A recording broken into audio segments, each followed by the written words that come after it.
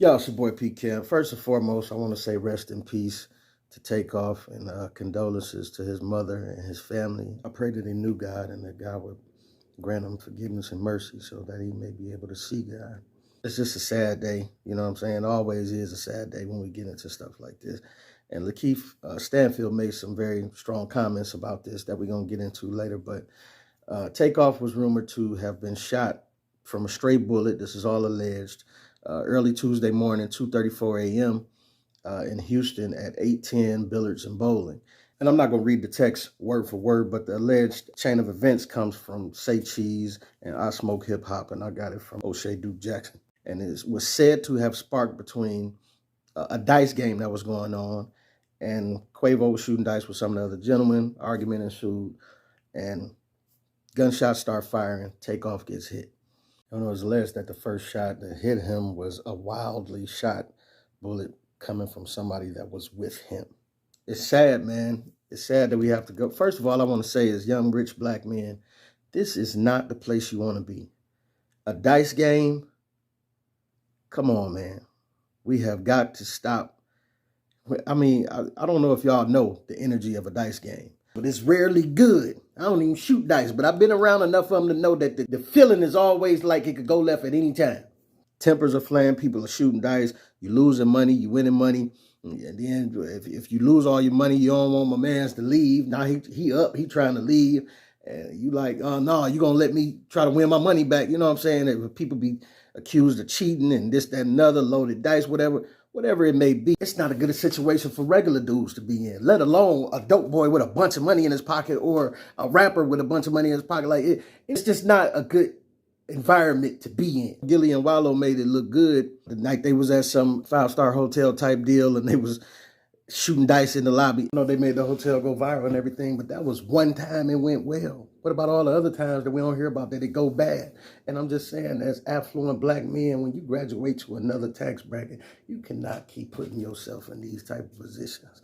You know what I'm saying? When you got money, you want to gamble, go to the casino. You know what I'm saying? That's why rich white folks got country clubs when they hit a certain tax bracket. You just can't keep doing the same thing you used to do when you get a certain level. I know Quavo, if this was, him sparking, I know he feels bad, and I'm not here to rub it in, but I'm just saying we got to be careful. It's just like the thing with P&B Rock. It's just certain things you can't do in this type of climate. You know what I'm saying? In just certain places you don't want to be caught, because you can lose your life just being around it. You can lose your life and not even have had anything to do with this situation. But I want to get into what Lakeith Stanfield said. He said, if you are for gangster rap, you can't also be for black.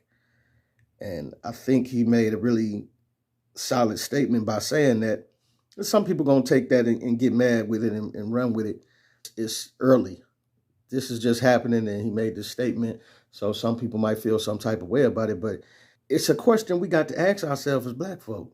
Like, can we say we really pro-black when we listen to some of the music that we listen to? We constantly playing it. Our kids hearing it. You know what I'm saying? Like, we constantly repeating it. It's in our psyche to keep murdering our own people.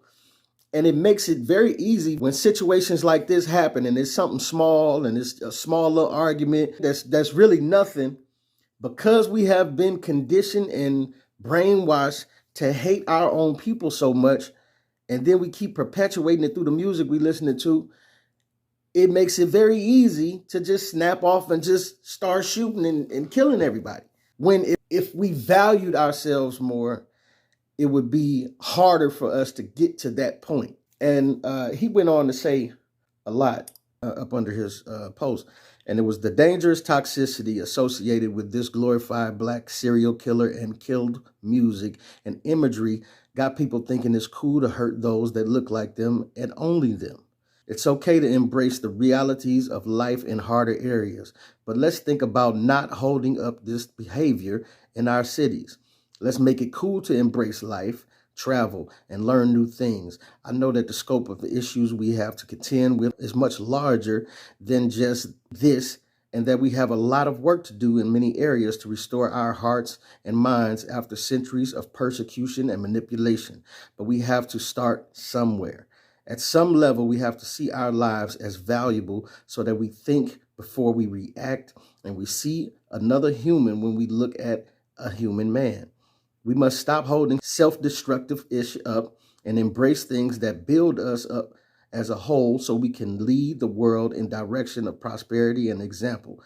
Getting reckless now and then is a part of who we are, but for the most part, turn that stupid ish off. And it's weird that we got to have this conversation because our brother Takeoff and Quavo and, the whole group, the Migos, thoroughly participate in gangster rap. It's one of the reasons that the young black males around the world react this way over small problems, small things. Somebody step on your shoe, somebody look at you the wrong way.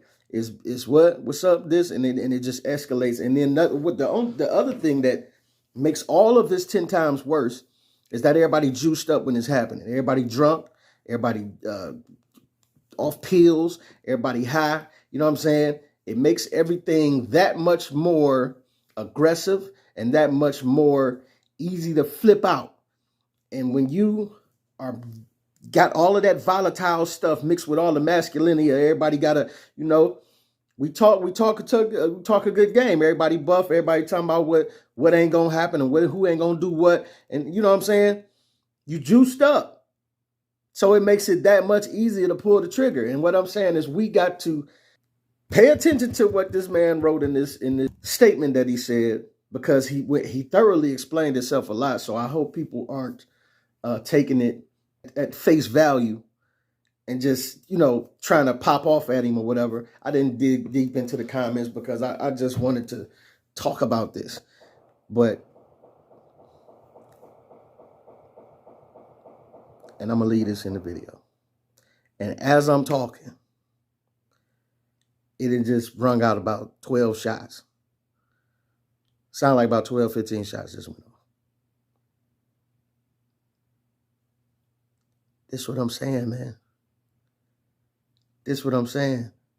And my neighborhood's not like, it's not like a terror. It's not a bad neighborhood. Like it's, we got grown folks over here. We got, it's not a whole lot. We got respectable people over this way. But yet, we still in the hood though.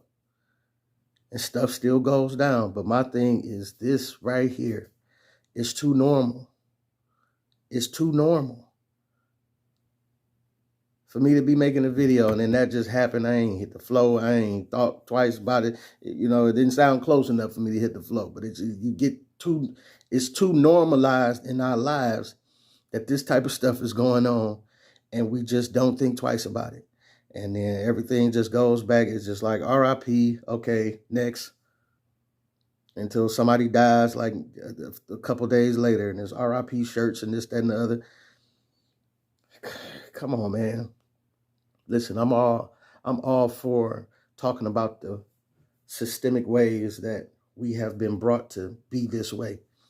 We have been brainwashed, you know what I'm saying, from times of slavery up until now to hate ourselves. And this the whole Willie Lynch thing is worked very well. And I do not at no point let white folk off the hook for the things that they have done to us and the way that they have placed us in these ghettos and these bad neighborhoods and got us fighting for resources. It's all there.